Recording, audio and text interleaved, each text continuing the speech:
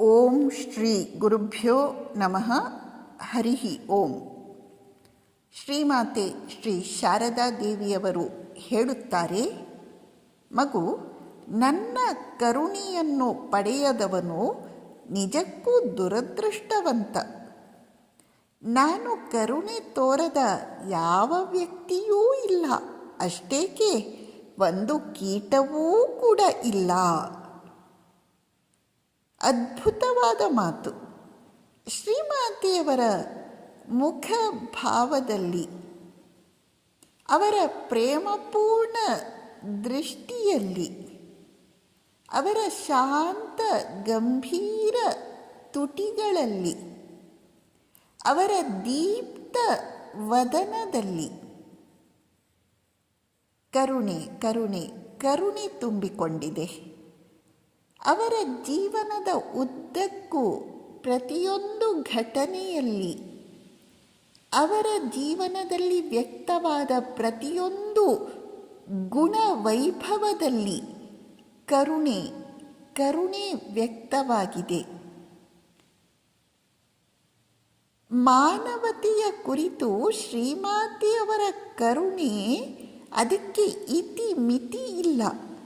ಗಿರಿಯ ದರಿಯ ನೆಲವ ಜಲವ ತಬ್ಬಿ ನಿಂತ ಕರುಣೆಯೇ, ವಾತ್ಸಲ್ಯ ವರಣೆಯೇ ಎಂದು ಕವಿ ಜಿ.ಎಸ್. ಶಿವರುದ್ರಪ್ಪನವರು ತಾಯಿ ಶ್ರೀಮಾತೆಯವರನ್ನು ಸ್ತುತಿಸಿದ್ದಾರೆ.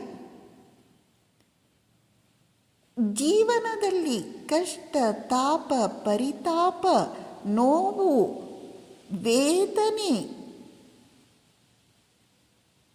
ಬಗೆ ಬಗೆಯ ಸಮಸ್ಯೆಗಳಲ್ಲಿ ತೊಳಲಾಡುತ್ತಿರುವವರಿಗೆ ಶ್ರೀಮಾತೆಯವರ ಕರುಣೆಯ ಸಾಂತ್ವನ ಸದಾ ತೆರೆದಿದೆ.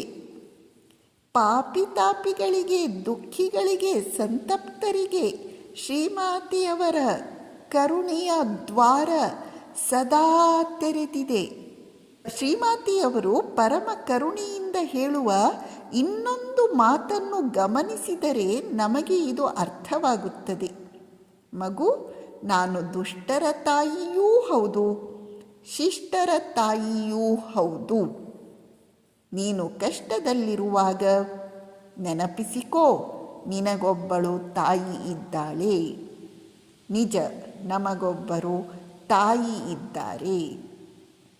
ನಮಸ್ಕಾರ.